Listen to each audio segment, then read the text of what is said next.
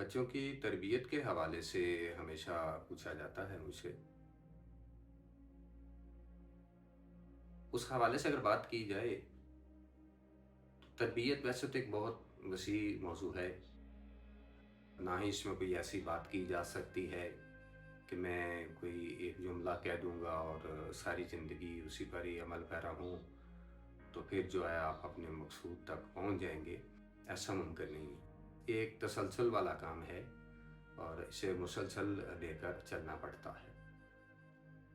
अवलीन बल्कि जब बच्चों की तरबियत की बात की जाएगी, मुझे तो ये बात लाज़मी इसमें करनी पड़ेगी कि बच्चों की तरबियत करने के लिए वालिदैन को अपनी तरबियत करने पर भी ज़रूरत है। उन्हें जब आप बच्चों को किसी डगर पर लेकर आना चाहते हैं, अगर आप बच्चों में भलाई देखना चाहते हैं, तो सबसे पहले आपको भलाई अपने आप में लेकर आनी पड़ेगी।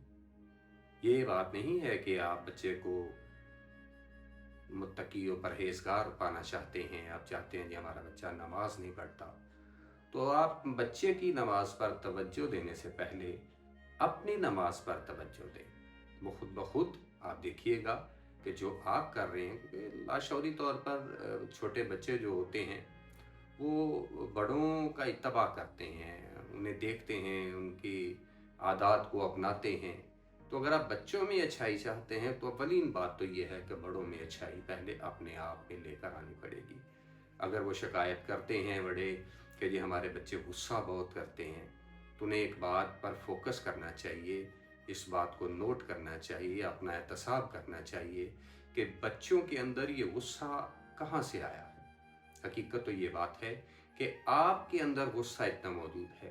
कभी बड़े आपस में गुस्से में इस तरीके से बात कर रहे होते हैं, कभी बड़े छोटों से इस तरीके से बात कर रहे होते हैं कि बच्चा ना चाहते हुए भी उस बिहेवियर को ऑन कर जाता है। क्योंकि इसमें अवलीन जो है तरबियत का जो है वो माँ की गोद करार पाती है। मुझे हदीस रसूल सल्लल्लाहु अलैहि वसल्लम याद आ रही है कि जैसा कि आपने इरशाद फरमाया कि उतलबुल इल्म मिनल महद इलल लहद। सीखना जो होता है वो बेसिकली माँ की गोद से ही शुरू हो जाता है कि माँ की गोद से लहद तक इल्म हासिल करो। जब वो सीखने का प्रोसेस माँ की गोद से शुरू होता है। मैंने इसलिए कहा कि ये मुख्तसर सी बात ही मैं अगर बात करूँगा तो इब्तदा से लेकर बड़ी अजीब सी बात है। बच्चे को गोद में बिठा के बिलखुसूस मैं मसूरात के हवाले से, मैं औरतों के हवाले से बात करूँगा। अगर आप बच्चे को गोद में बिठा के तो कुरान की तलावत करने की बजाय आप लोगों की गिबत करेंगे, दूसरे को डांटे डपटेंगे, बैड बिहेवियर अपना अपनाएंगे, तो ना चाहते हुए भी आपकी वो आदत उस बच्चे के अंदर ज़रूर आएंगी वो वाली। इसमें एक असूल याद रखें कि पहले बच्चे की तरबियत की जो स्टार्टिंग पॉइंट है वो अव्वलीन ये है कि आप अपने बिहेवियर को दुरुस्त करेंगे। दूसरे नंबर पे मुझे आइम्मा अहले बैत अलैहिमुस्सलाम के हवाले से कुछ रवायात मेरे ज़हन में मौजूद हैं, थोड़े थोड़े इख्तलाफात के साथ, लेकिन मुख्तलिफ आइम्मा से रवायात मरवी हैं। इमाम अली अलैहिस्सलाम से भी मरवी है, इमाम जाफ़र सादिक अलैहिस्सलाम से भी मरवी है। और ये बड़ी खूबसूरत रवायत है बच्चों की तरबियत के हवाले से कि आप इरशाद फरमाते हैं कि पहले 7 साल बच्चे के बचपन से लेकर उसके 7 साल तक बच्चा तुम्हारा सरदार है। यानी गोया तुमने उसकी हर बात को तस्लीम करना है, जो वो कहता है तुम उसे तस्लीम करोगे अच्छे तरीके के साथ। इल्ला ये कि वो कोई ऐसी गलत चीज़ का जो उसके लिए नुकसानदेह है उसका तलबगार होता है। यानी इसमें मैक्सिमम कोशिश की जाए, ज़्यादा से ज़्यादा कोशिश की जाए कि बच्चे की ख्वाहिशात को पूरा किया जाए। इसमें 7 साल से लेकर 14 साल तक इरशाद फरमाया गया है कि बच्चा तुम्हारा गुलाम है। अब ये मामला शुरू हो जाता है कि तुम्हें उसके साथ थोड़ी सख्ती करनी पड़ती है। उसे हर अच्छे और बुरे के दरमियान तफरीक उसे सिखाई जाती है, क्या अच्छा है क्या बुरा है। इसके लिए ज़रूरी होगा कि ये वाला 7 साल से लेकर 14 साल तक का ये जो पीरियड है, ये अरसा है, इस अरसे में आप लोगों ने बच्चे को सख्ती के साथ, बेशक अच्छी आदतों की तरफ माइल क्यों ना किया जाए, तो उसे करना ही करना होता है डेफिनेटली। अगर पहले 7 साल वो हमारा सरदार है, तो 7 साल से लेकर 14 साल तक उसकी हैसियत आपके नज़दीक गुलाम की हैसियत होनी चाहिए। फिर 14 साल से 21 साल तक, ये 7 साल के 3 स्पेल इसमें करार दिए गए। फिर 14 साल से 21 साल तक वो आपके पास आपके वजीर की हैसियत से रहे।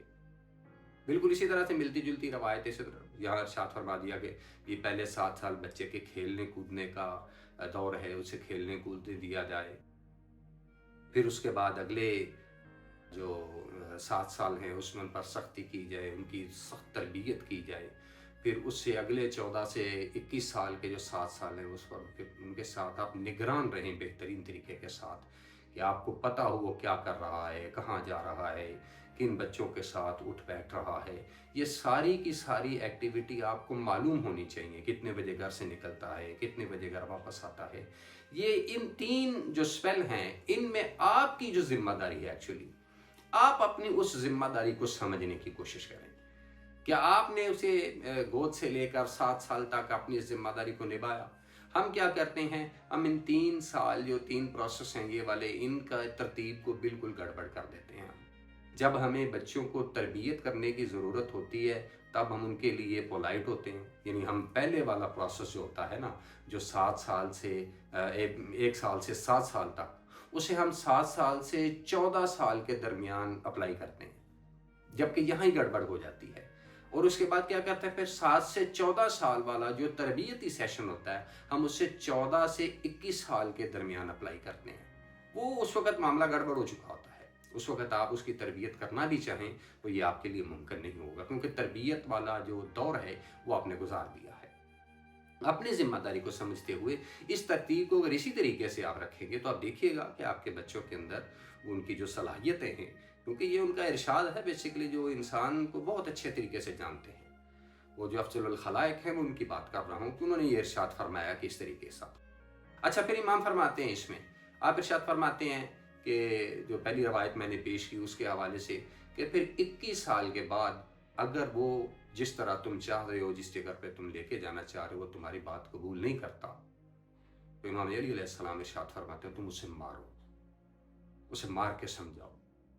लेकिन मारने से मुराद ही नहीं कि आप मुसलसल हर वक्त जूता लेके उसके पीछे पड़े हुए उसे मारना ही मारना। आप 2 से 3 बार किसी मामले में उसे तुम मार कर बात समझाओ, अगर नहीं समझता तो उसके बाद तुमने खुदा के हुजूर अपना उज़र पेश कर दिया। गोया जो तुम्हारी रिस्पॉन्सिबिलिटी थी कि तुम्हें इस हवाले से पूछा जाएगा, क्योंकि औलाद बुरी होगी तो मुआशरे में फिर वालिदैन के लिए बुरे अल्फाज इस्तेमाल होते हैं, उन्होंने कुछ नहीं सिखाया। अल्लाह के हुजूर क्योंकि अच्छी औलाद जो है वो सदका जारिया है, इसी तरह बुरी औलाद जो है वो भी डेफिनेटली, अगर आपने अपनी तरबियत का रोल अदा नहीं किया है तो औलाद अगर बुरी निकली है तो उसका अजर क्रेडिट भी आपको मिलेगा, डेफिनेटली मिलेगा उसमें। वो इमाम फरमाते हैं कि जब 21 साल के बाद तुमने ये मामला कर दिया तो उसके बाद तुमने खुदा के हुजूर एक उज़र पेश कर दिया कि जी मैंने अपनी जिम्मेदारी निभा दी है, अब अगर कबूल नहीं किया तो इसने किया। फिर इमाम जाफर सादिक अलैहिस्सलाम एक जगह इरशाद फरमाते हैं कि 21 साल के बाद अगर ये 3 प्रोसेस की जिम्मेदारी तुमने अपनी निभा ली है, 21 साल के बाद अगर वो सुधर गया तो सुधर गया, वगरना उसमें कोई भलाई मौजूद नहीं, तुम्हें उसे अपने से अलग कर देना चाहिए। हमें अपनी जिम्मेदारियों को समझते हुए बच्चों की तरबियत इस डगर पर करनी चाहिए। फिर उसके बाद ये उस वक्त आप तरबियत किए बगैर जिस वक्त आप आएंगी, अब हमारा बच्चा हमारी बात नहीं मानता, पापा क्यों मान, जब बात मनवाने का दौर था तब आपने हमारे से बात मनवाई नहीं किसी सूरत में, आपकी जो जिम्मेदारी थी उससे आप गाफिल रहे। इसमें माओं में बिलखसूस थोड़ा सा क्योंकि सॉफ्टनेस ज़्यादा होती है मर्दों की निस्बत, उनमें वो अपने बच्चों के लिए सॉफ्ट कॉर्नर बहुत ज़्यादा रखती हैं, वो अक्सर इस मामले में लूज़ हो जाती हैं तरबियत के हवाले से। मर्द हजरात चूँकि जो होते हैं घर के सरबराह, वो थोड़ी सख्ती भी कर सकते हैं, लेकिन उससे पहले ये सख्ती का प्रोसेस तो बहुत बाद में बताया गया। उससे पहले दोनों को, ज़ौजैन को, जो बच्चों के हवाले से उनकी जिम्मेदारियाँ हैं उनको बतौर एहसन निभाना चाहिए। हाँ, अब उसके बाद जो बिल्कुल अब 21 साल की बात की सूरत हाल में, या थोड़ा सा खाना फ़क्र के हवाले से भी एक ताजुर्गो के मासूम ने फरमाया कि तुम उसे अपने से अलग कर दो। अब अलग करने के बाद भी आपकी ज़िम्मेदारी ख़त्म नहीं हो जाती है, उसके बाद भी आपकी एक ज़िम्मेदारी आप पर रहती है कि हुज़ूर सल्लल्लाहु अलैहि वसल्लम का इरशाद है कि वालिदैन की दुआ औलाद के हक़ में बहुत कबूल होती है। آپ نے اگر اسے اپنے آپ سے الگ کر لیا ہے، اسے اپنے آپ سے الگ کرنے کے بعد بھی مسلسل اس کے لیے دعا کو رہیں کہ میرا کریم رب اسے گمراہیوں سے محفوظ رکھتے ہوئے راہ راست پر رکھ۔ اللہ مالک آپ کا حامی ناصر۔